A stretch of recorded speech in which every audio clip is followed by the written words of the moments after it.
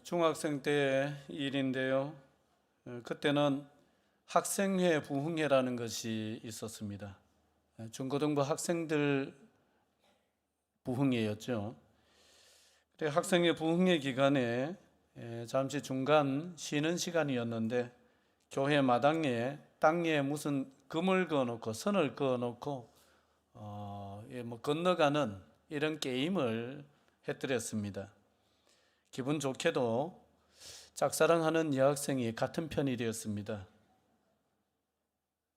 이건 집에서도 얘기를 안 한 건데 이제 상대편이 양쪽에 있고 그 사이로 안 잡히고 싹 지나가면 되는 건데 이제 그 여학생이 건너갈 차례가 되었습니다. 그래서 제가 뒤에서 보니까 딱 지금이 타이밍인데 머뭇머뭇해요. 그래서 딱 타이밍이 이때다 싶어가지고 제가 지금 건너면 돼 하고 뒤에서 힘껏 밀어줬습니다. 어떻게 됐을까요? 넘어져 가지고는 준비도 안 된 사람 자기 힘으로 건너야 되는데 내가 뒤에서 얼마나 잘할 거라고 힘껏 밀었는지 넘어져 가지고 손을 짚었는데 이래 찰과상을 입어 가지고 피가 났습니다. 그게 중학생 때 일인데 그때 제가 얼마나 미안하고 또 후회스럽고 한지 예배당 안에 들어가서 혼자 저 구석에서 훌쩍훌쩍 울었습니다. 그랬던 기억이 납니다. 참 너무 미안하고 내가 바보처럼 여겨졌습니다. 후회라는 것은 지나간 일을 뉘우치는 감정인데 뉘우쳐서 개선하고 발전하면 좋은데 대개는 내가 왜 그랬을까 이렇게 할 걸 자꾸 껄껄거리다가 말아요. 그래서 미련을 갖거나 자책하는 쪽에 그냥 머물러 버립니다. 그래서 후회는 우리를 불행하게 하는 감정 중에 하나입니다. 오늘은 감정 시리즈 4번째 시간으로 후회라는 것을 한번 생각을 해보겠습니다. 후회라고 하면은 가룟 유다를 빼놓을 수가 없습니다. 가룟 유다는 어떤 이유인지 정확히 알 수는 없지만은 그렇게 3년 동안 쫓아다녔던 따라다녔던 스승이던 예수님을 배반을 하고 대제사장 무리에게 찾아가서 은서른을 받고 예수님을 팔아넘겼습니다. 그런 다음에 예수님은 체포가 되셨고 예수님이 재판을 받으면서 고초를 겪고 또 정죄를 받는 장면을 보자 이게 마음에 찔렸던지 뉘우쳤습니다. 후회가 되었다는 말이죠. 그래서 대제사장들과 장로들에게 다시 찾아갔습니다. 그리고 받았던 은 30을 은 30을 내어주면서 내가 무죄한 피를 팔고 죄를 범하였다 이렇게 얘기를 합니다. 물려달라는 것이죠. 대제사장들과 장로들이 책임을 지지 않으려고 우리하고 상관이 없다 이미 끝난 일이다 그러면서 돈을 받지를 않았습니다. 그 가룟 유다는 돈을 성소에다가 던져버리고는 가서 어떻게 했어요? 목매어서 죽었습니다. 죄를 짓고도 전혀 부끄러워하지 않고 오히려 큰 소리 치는 사람들이 많은 세상을 살다 보면은 오히려 이 가룟 유다가 굉장히 양심적으로 보입니다. 그래도 이게 찔렸던지 자살로서 자기의 죄값을 치르려고 했던지 어쨌든 뭔가 책임지는 모습 비슷한 것을 보여주고 있습니다. 그러나 안타깝게도 이 가룟 유다는 이 일을 하나님 앞으로 가져나가지는 못한 채 그냥 후회로 마감을 하는 이런 인생으로 마감을 하고 말았습니다. 후회는 특정한 사람이 합니까? 누구나가 합니까? 여러분도 해보신 적이 있는갑죠? 후회해 보신 적이 있습니까? 후회를 혹시 한 번도 안 해본 사람 혹시 계십니까? 없는 줄 알겠습니다. 후회는 누구든지 할 수 있습니다. 그러나 후회에서 못 빠져나오는 사람이 있고 후회에서 빠져나오는 사람이 있습니다. 사도 바울을 보면은 사도 바울도 과거로 돌아가서는 자기의 부끄러웠던 과거의 일을 떠올린 적이 몇 차례 있었습니다. 그러나 가룟 유다와 다른 것은 과거에 갇히지를 않고 빠져나왔다는 사실입니다. 자, 고린도전서 5장 9절 10절 두 절을 한번 읽겠습니다. 시작. 나는 사도 중에 지극히 작은 자라. 내가 하나님의 교회를 핍박하였으므로 사도라 칭함을 받기에 감당치 못할 자로다. 그러나 나의 나된 것은 하나님의 은혜로 된 것이니 내게 주신 그의 은혜가 헛되지 아니하여 내가 모든 사도보다 더 많이 수고하였으니 내가 아니요 오직 나와 함께 하신 하나님의 은혜로라. 아멘. 가룟 유다는 예수님을 팔았고 사도 바울은 예수 믿는 사람들을 잡아다가 죽는 데 넘겨주고 또 죽는 일에 증인을 서고 그렇게 했습니다. 과거를 생각하면은 큰 차이가 있다고 볼 수도 있지만은 또 그렇게 큰 차이가 없는 것 같습니다. 생각하면은 도저히 사도라 칭함을 받을 자격이 없다고 사도 바울은 느꼈습니다. 그렇지만은 바울은 후회로 빠지지는 않았습니다. 오히려 그런 자신을 사도로 칭함을 받기에 부적합한 사람이었던 그런 행동을 하면서 살았던 자기를 사도로 삼아주시고 또 더 충성하도록 그렇게 기회를 주신 하나님의 은혜에 감사하면서 또 그 주신 사명을 잘 감당하기를 위해 가지고 더 충성하는 삶을 살았습니다. 과거에 갇히거나 후회에 빠져서는 안 됩니다. 후회는 할 수는 있지만은 거기에 그냥 푹 빠져버리면은 안 됩니다. 습관적으로 과거로 돌아가는 사람이 과거에 갇히고 후회에 빠지는 사람입니다. 무슨 일만 있으면은 자꾸 과거로 돌아가는 사람이 있습니다. 자꾸 무슨 일만 있으면 자꾸 과거로 돌아가서 원인을 분석하기도 하고 누구 탓을 하기도 하고 또 껄껄 그러면서 또 후회를 하기도 하고 그걸 습관처럼 하는 사람이 있는데 그거 고치지 않으면 평생 괴롭게 삽니다. 그 누가 괴로움을 주는 것이 아니라 자꾸 그 습관이 스스로를 괴롭게 만듭니다. 그 습관은 고쳐야 되는 거예요. 여러분, 중국집 가서 나는 짜장면을 시키고 또 같이 간 사람은 짬뽕을 시켰습니다. 뭐가 맛있습니까? 예? 뭐가 맛있습니까? 나는 짜장면 시켰고 내 앞에 사람은 같이 간 사람은 짬뽕을 시켰습니다. 뭐가 맛있어요? 예? 내 거 맛있게 먹으면 되는데 콕 먹으면서 짬뽕 보니까 국물이 시뻘건 게 막 여기에 해물도 들었지 너무 맛있어 보이는 거예요. 내 짜장면 보니까 시꺼멓고 해물도 안 들었고 든 것도 보이지도 않고 누구 게 더 맛있어 보여요? 저 사람 게 더 맛있어 보인단 말이죠. 여러분, 그 습관을 고쳐야 되는 거예요. 내게 맛있다 생각하고 먹어야지 자꾸 옆에 사람 거 보고 아이고 나도 저거 시킬 걸, 나도 저거 할 걸, 아이고 내 거는 이렇네 이러면은 그 사람은 평생 맛없이 삽니다. 맛없이 살아요. 맛있는 거 한 번도 못 먹습니다. 그러나 지금 내 거 맛있게 먹으면은 나는 항상 맛있는 인생이 되는 거예요. 맛있게 삽니다. 그래 되는 거죠. 마찬가지입니다. 가룟 유다는 과거로 돌아가서 과거에서 헤어나오지를 못한 채 그냥 인생이 거기서 멈춰버렸습니다. 거기서 끝이 나버렸습니다. 그러나 바울은 과거를 생각하면 누구 못지않게 부끄럽고 자격이 없고 참 낯뜨겁고 지우고 싶고 그런 과거였지만은 과거로 돌아간다고 해서 거기에 그냥 푹 빠진다든지 그 후회에 그냥 매몰된다든지 그러지를 않았습니다. 다시 지금으로 돌아옵니다. 현재로 돌아옵니다. 그리고 지금을 삽니다. 지금 그럼에도 불구하고 하나님께서 나를 사도로 만들어 주셨는데 내가 과거에만 붙들려 가지고 나를 자책만 하고 후회만 하고 있으면은 이 사명을 어떻게 하나.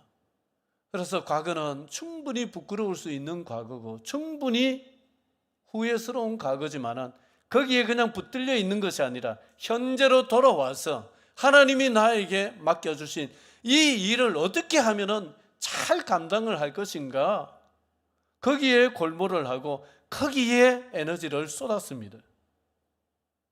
지금을 살았다는 것이죠.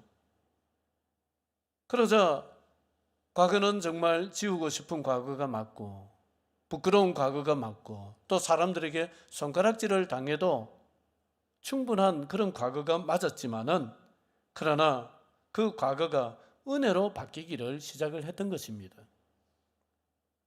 여러분, 자꾸 과거로 돌아가지 마세요. 같이 해볼까요? 나는 과거로 돌아가서 후회에 빠지고 껄껄거리지 않으련다. 지금 주신 자리에서 지금 맡겨주신 일에 최선을 다하련다. 여러분, 지금 해야 될 일에, 지금 주님이 맡겨주신 일에 충실히 하면은 후회스러운 과거도 주님 안에서는 놀랍게 은혜로 변화되는 이런 역사가 충분히 일어납니다. 그러니까 과거에 갇히지 마세요. 현재를 사시기 바랍니다. 이 후회를 자꾸 하면은 불행해집니다. 후회로 불행해지지 않으려면은 어떻게 해야 되느냐? 후회에서 빠져나와야 되는데 그 빠져나오는 방법은 인정을 하고 책임을 지면 됩니다. 이것도 같이 할까요? 인정하고 책임지면 된다. 그것이 후회에서 빠져나오는 방법입니다. 자, 오늘 5절을 한번 볼까요? 자, 3절, 4절 그 다음 것 올려주세요. 3절, 4절을 같이 보겠습니다. 시작. 그때에 예수를 판 유다가 그의 정죄됨을 보고 스스로 뉘우쳐 그 은 30을 대제사장들과 장로들에게 도로 갖다 주며 이르되 내가 무죄한 피를 팔고 죄를 범하였도다 하니 그들이 이르되 그것이 우리에게 무슨 상관이냐, 내가 당하라 하거늘. 여러분, 여기에 보면은 그 가룟 유다는 자신이 한 행동을 후회합니다. 후회를 하는데, 그런데 후회만 합니다. 그 후회스러워 가지고 받았던 은 30을 대제사장들과 장로들에게 도로 갖다 주고 물리자는 식으로 갖다 줍니다. 어떻게 하고 싶은 마음이에요? 돌이키고 싶은 마음이죠. 다시 돌릴 수만 있다면 내가 했던 행동을 돌리고 지우고 싶은 그런 심리 아니겠습니까? 누구나가 빠질 수 있는 심리입니다. 그런데 이렇게 한다고 엎질러졌던 물이 다시 원 상태로 돌아갑니까? 그런 일은 일어나지 않는다는 것을 우리 너무 잘 알고 있습니다. 이게 비결이 아닌 겁니다. 이거는 곧 결국 후회 속에 자신을 가두는 행동입니다. 뭘 못하고 있습니까? 이미 자기가 했던 행동에 대해서 이걸 인정을 못하고 있습니다. 다시 돌이키려고만 하는 거죠. 책임을 지지를 못하고 있습니다. 책임을 져야 되는 것이죠. 뼈저리게 후회하고 반성한 다음에 자기를 고치고 나아지려고 그렇게 책임을 지는 모습으로 나아가야 되는데 그러지를 못하고 자꾸 지우려고 하고 자꾸 돌이키려고만 하고 그렇게만 하고 있습니다. 뼈저리게 후회하고 또 후회하고 또 후회만 하는 모습입니다. 이렇게 해가지고는 나아지지가 않습니다. 여러분, 후회가 다 나쁜 것만은 아닙니다. 이 후회라는 것이 건설적인 후회가 있고 파괴적인 후회가 있습니다. 파괴적인 후회는 뭐냐? 자꾸 후회만 하는 거예요. 자꾸 후회만 하는 거예요. 그건 결국 뭐냐? 자기가 책임을 못 지는 겁니다. 건설적인 후회는 뭐냐? 그냥 인정을 해버리고 내가 그냥 했던 행동에 대해서 내가 대가를 치르든지 책임을 지려고 하고 그 다음 삶을 살아나가려고 애를 쓰면 그게 건설적인 후회가 됩니다. 그래서 후회라는 것 자체가 무조건 나쁜 게 아니라 이걸 자꾸 파괴적인 쪽으로 가져가면은 이게 불행해지는 것이고, 이걸 건설적인 방향으로 잘 소화를 시키면은 정말 힘들고 부끄럽고 그런 과거지만은, 후회스러운 과거지만 그 과거가 나를 바꾸어주는, 나를 발전시키는 이런 원동력이 될 수가 있는 것입니다. 부산에서 사회 갈 때에 어떤 집사님이 있었는데, 이 집사님은 남편이 돈을 벌어다 주지를 않습니다. 남편은 한량이었습니다.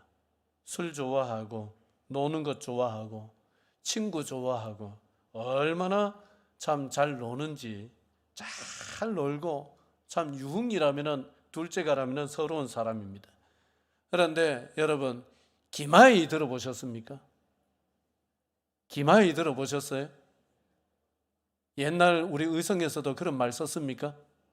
예, 기마이다. 부산 사람들 정말 기마이 좋아합니다. 그래, 이 사람이 기마이가 좋은 사람이에요. 그 일본 말입니다만은. 그래, 기마이는 뭐냐? 선심 쓰는 거죠. 통 크게. 그런데 주머니 하나도 없으면서 어디 가면은 술값 자기가 내는 거예요. 어디 가서 밥값 자기가 내는 거예요. 전부 다 누구 주머니에서 나옵니까? 누구 주머니에서 나와요? 예, 자기는 돈 안 벌거든요. 다 아내가, 이 여집사님이 고생 해가지고 벌어놓으면은 그거 가지고 나가서 기마이 쓰는 거예요. 그래서 삽니다. 근데 전혀 양심의 가책은 없습니다. 자기는 이렇게 살라고 내 팔자가 이건데 이러면서 항상 말은 잘해요. 말로는 못 이깁니다. 그래, 그렇게 고생을 하면서 가정을 꾸려나가고 또 자녀들 공부시키고 하는 걸 옆에 친구들이 보고, 막 친구들이 오히려 얻을 때는 열받아가지고 막 모였다 하면은 친구들이 대신 그 남편 성토를 막 해줍니다. 그게 위로하는 방법 중에 하나죠. 막 남편 성토를 막 해줍니다. 그런데 이 집사님이 한 번도 거기에 화답을 안 해요. 한 번도 거기에 화답을 안 해요. 화답을 해서 같이 막 이렇게 남편을 허물한다든지 그렇게 하지를 않습니다. 동조를 하는 법이 없어요. 항상 이런 식으로 얘기를 합니다. 어쩌겠노? 내가 좋아서 한 결혼인데, 내가 선택한 사람인데 어쩌겠노? 막 내 십자가라 생각하고 그래 살아간지 뭐 지금 어떻게 하겠노? 이런 식으로 합니다. 그러면서 그때 꼭 항상 덧붙이는 말이 있습니다. 그래도 우리 신랑은 마음은 어때? 마음은 착한 사람이야. 마음은 착하대요. 남들이 보면은 뭐 착해 보입니까? 그래도 우리 신랑은, 우리 남편은 마음은 착해. 원래 착한 사람이야. 여러분, 아가씨일 때 보니까 사람이 호탕하고 친구 관계도 좋고 잘 놀고 재미있고 해서 좋아서 결혼했는데 그게 결혼하고 나서 살아보면은 장점이 됩니까? 단점이 됩니까? 어째 그래 잘합니까? 예, 이게 단점이 될 때가 있어요. 이게 내 신랑이 되면, 내 남편이 되면 막 친구 그래 좋아가지고 허구한 날 친구 만나고 뭐 기마이 잘 쓰고 이런 거 아가씨 때 보면은 막 멋있어 보이는데 돈도 안 벌고 어디 가서 기마이 쓰고 이러면은 나는 괴로운 거예요. 막상 살아보면은. 그런데 그 집사님은 아무리 힘들어도 후회 속에 자기를 가두질 않습니다. 내 선택이었으니까 힘들어도 뭐 내 또 이렇게 일하면서 살면은 못 사라지는 것도 아니고 사라지는데 뭐 사는 게 다 그렇지. 그러면서 삽니다. 매사의 삶의 자세가 그 집사님은 항상 그런 식이었어요. 아유, 그때 이 사람 말고 그 사람이 있었는데 그 사람 선택했으면은 내가 어쩌고 저쩌고. 여러분, 그런 생각 하지 마세요. 해봤자 누구 속만 상합니까? 내 속만 상하는데 뭐 때문에 그런 생각합니까? 선택했으면 아무리 뭐 누가 저 사람 좋다 이래서 선택을 했더라도 선택 마지막 순간에 사인은 누가 했습니까? 누가 했어요? 한 번의 선택이 평생을 결정한다는 말 모르고 했습니까? 여러분, 내가 최종적으로는 선택을 한 것입니다. 선택에 대한 책임은 다른 누구에게 있지 않습니다. 인생은 그런 거예요. 내가 선택을 했으면은 내가 그 책임을 내가 지려고 하는 이런 자세로 살 때에 비록 어렵고 힘들어도 그게 하나씩 살아내지는 것이지, 그 책임을 지지 않으려고 하면 할수록 훨씬 더 힘들어집니다. 괴로워집니다. 불행해집니다. 책임을 지겠다고 마음을 딱 먹어버리면은 더 이상 후회하지를 않게 됩니다. 희한합니다. 거기서 풀려버리는 거예요. 여러분, 아이들을 키울 때에도 아이가 클수록 야, 오늘은 양말 이거 신어, 오늘은 옷 이거 입어, 신발 이거 신어, 그래 하지 마세요. 예? 아직 아이를 키우고 계시는 분들이 계시다면은 어느 정도 컸으면은 엄마 오늘 양말 뭐 신을까, 옷 뭐 입을까 이러면은 네가 알아서 해라, 네가 입고 싶은 거 입어라, 그래 하십시오. 그래, 어떤 애들은 겨울에 그렇게 추운데 멋낸다고? 예? 멋낸다고? 예, 복장이 얼어 죽을 복장을 하고 나가는 거예요. 내버려 두세요. 놔두세요. 고생하도록. 그래, 나가서 콧물 질질 흘리고 막 감기 콜록콜록하고 들어오면은 아이고야, 그래 오늘 네 멋 잘 냈나, 그래 멋 내니까 기분 좋더나, 그러고 마세요. 그래야 배웁니다. 뭘 배웁니까? 내가 선택했는 것에 대해서는 내가 그 대가를 내가 받는다는 것을 배우는 거예요. 그래서 선택을 어떻게 해야 되는가를 거기서 배우는 것입니다. 인생은 끊임없는 선택의 연속이고, 선택을 했으면 그 책임은 고스란히 내가 져야 된다는 것이 인생의 불변의 법칙입니다. 성숙한 인격이라는 것은 선택을 하고 선택에 대한 책임을 누가 지는 겁니까? 왜요? 기분이 나쁘세요? 선택을 하고 선택에 대한 책임을 누가 지는 거예요? 내가 지는 겁니다. 그게 성숙한 인격입니다. 후회는 뭐냐? 책임을 지지 않으려는 마음이에요. 후회의 늪에서 벗어나려면 딱 마음을 고쳐먹고 책임을 져버리면 됩니다. 그래서 기도를 바꾸세요. 하나님, 저는 자꾸 후회합니다. 그 일이 자꾸 후회가 됩니다. 자꾸 후회스러워가지고 마음이 힘들고 견딜 수가 없습니다. 하나님, 후회하지 않도록 해주세요. 이래 기도하면은 백날 기도해도 하나님이 안 들어주십니다. 기도를 바꾸세요. 하나님, 제가 어리석어서 그런 선택을 했습니다. 제가 미련해서 그런 선택을 했습니다. 내가 선택을 했으니 그 모든 책임을 내가 져야 되는데 하나님, 책임을 져낼 수 있도록 저에게 용기를 주시고 저에게 힘을 주세요. 이래 기도하세요. 노멘입니까? 아멘입니까? 여러분, 그게 바른 기도예요. 그게 바른 기도입니다. 감당할 수 있도록 해주십시오. 그래서 나를 괴롭혀 온 이 후회의 늪에서 이제는 벗어날 때가 되었으니 힘껏 벗어날 수 있도록 주님 제 손을 잡아주세요. 그렇게 기도하는 거예요.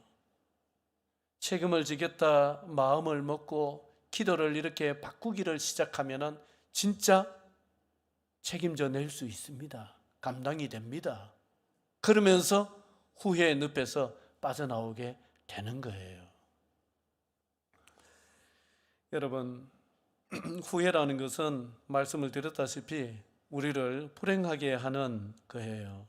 또 불행하게 하는 감정이 막 일어나는 거예요.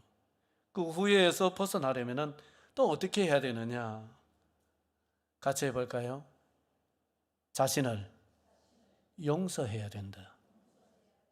후회에서 벗어나려면 자신을 용서해야 돼요. 조금 전에 읽었던 3절, 4절 그리고 한 칸 위로 올리셔가지고 5절까지 같이 쭉 읽어보겠습니다. 자, 시작. 그때에 예수를 판 유다가 그의 정죄됨을 보고 스스로 뉘우쳐 그 은 30을 대제사장들과 장로들에게 도로 갖다 주며 이르되 내가 무죄한 피를 팔고 죄를 범하였도다 하니 그들이 이르되 그것이 우리에게 무슨 상관이냐 내가 당하라 하거늘. 그 다음에요, 유다가 은을 성소에 던져놓고 물러가서 스스로 목매어 죽은지라. 앞에서 이 부분을 어느 정도 설명을 했습니다. 가룟 유다는 자신의 행동을 후회했습니다마는 이것을 회개로 가져가지는 못했어요. 대제사장들과 장로들에게 찾아가서 돈을 다시 주면서 이걸 물리고 싶어 했습니다. 어리석게 행동했던 그 과거를 지우고 싶어 했습니다. 그러나 그게 안 됐죠. 그래서 그냥 목숨을 끊어버렸습니다. 후회는 후회스러운 자신의 실수와 잘못을 깨끗이 인정하지 못하는 마음이고 어쩌보면 그렇기 때문에 자꾸 돌이키려고 하고 지우려고 하는 것입니다. 회개는 깨끗이 인정하는 마음입니다. 회개는 그래서 하나님께 나아가서 자기의 잘못을 인정을 하고 고백을 합니다. 그러나 후회는 자꾸 과거로 돌아가서 자기를 자책을 하고 자꾸 뭔가 지우려고만 하다 보니까 결국 그렇게 하려고 하면 할수록 그 늪에 빠져서 헤어나오지를 못하게 되는 것이죠. 여러분, 하나님 처분에 맡기시기를 바랍니다. 과거에 있었던 일 중에 아직도 내 마음을 발목 잡고 있는 일들이 있다면 그거 자꾸 돌이켜서 후회하지 마시고 그냥 하나님 앞에 가지고 나가세요. 그리고는 깨끗이 인정하고 하나님 앞에 고백하시기를 바랍니다. 후회는 끊임없이 자기 자신을 정죄하고 용서하지를 못합니다.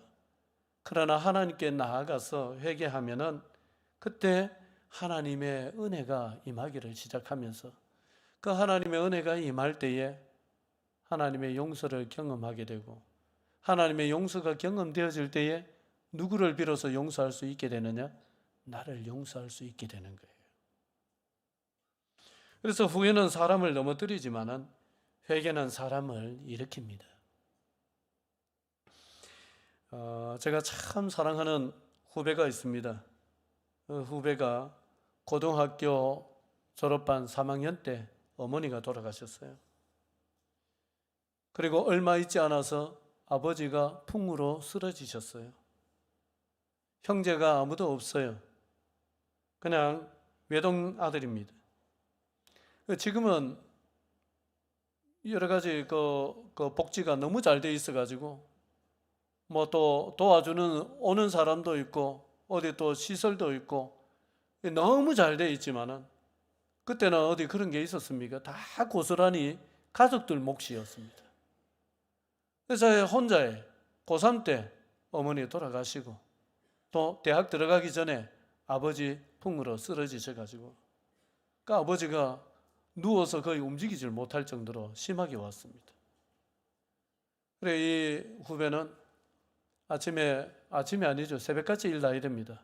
새벽에 일어나서 아버지 시켜드리고 또 밥 해가지고 아버지 식사 먹여드리고 그리고 또 볼일 보실 때까지 기다렸다가 볼일 보시면은 뒤 처리 다 하고 그런 다음에 자기가 준비해서 이제 학교 갑니다.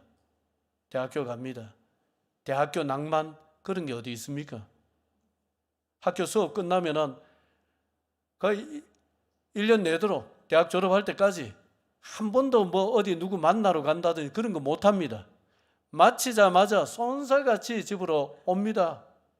그러면 아버지가 아이고 고맙다 안 합니다. 아버지가 막 몸은 못 움직이지 원래 혈기가 막 셌던 분인데 그래 누워 있으니까 답답하니까 막 온갖 욕을 해가면서 아들한테 왜 이제 왔냐? 좀 더 일찍 오지. 뭐 이러면서 막 욕을 하고 입에 담을 수 없는 저주를 막 퍼붓습니다. 그러면 이 후배도 뭐 이제 20살이고 21살이고 이런데 그게 감당이 됩니까? 친구들 다 놀러 다니고 막 캠퍼스에 낭만이고 뭐고 뭐 미팅 한다고 그러고 하는데 그 자기도 힘드니까 어떨 때는 막 맞서 싸웁니다. 아버지하고 막 싸우면서 입에 담지 못할 그 상처되는 말도 막 합니다. 그리고는 마음이 찔려가지고 양심이 찔려가지고 막 교회 와서 괴로워하면서 또 울기도 하고 그렇게 했습니다. 그렇게 몇 년을 했느냐? 10년을 했습니다. 그래서 그 친구의 20대는 없습니다. 20살 되면서부터 30살 될 때까지 꼬박을 했습니다. 그리고 아버지 돌아가시고 장례를 치렀습니다. 그래, 너무 힘들어해요. 너무 힘들어해요. 이제 그 지옥 같은 인생에서 해방됐는데 이제 그때부터 마음의 생지옥이 시작이 됐습니다. 아버지 돌아가시고 너무 힘든 게 아버지한테 입에 담지 못할 말 했던 거. 아버지 빨리 죽었으면 좋겠다. 막 그런 마음 막 정말 그런 마음 품었던 거. 이런 게 하나씩 다 막 마음을 괴롭히기 시작하는데 견딜 수가 없는 거예요. 근데 이 아버지는 가셨으니까 미안하다 할 수가 없잖아요. 살아계시면 그래도 미안하다라고 말이라도 하는데 미안하다 할 수가 없어요. 그게 힘든 거예요. 그래 옆에서 뭐 온갖 말을 다 해줍니다. 야 어쩔 수 없잖아. 네 나이 때 니도 힘들었는데 누구든지 그때가 그 상황 되면은 누구든지 그런 말 했을 거야. 너무 자책하지 마. 너무 후회하지 마. 아무리 얘기를 해도 사람 말이 안 됩니다. 사람 말로. 그게 되겠습니까? 근데 하나님이 하시대요. 밤에 기도하러 가서 그 괴로워서 눈물을 흘리면서 울면서 가슴을 쥐어 뜯으면서 기도하는데 하나님이 만나 주시더라고요. 그래서 하나님이 만나 주시고 하나님이 말로 다 할 수 없는 그런 은혜를 부어 주셨어요.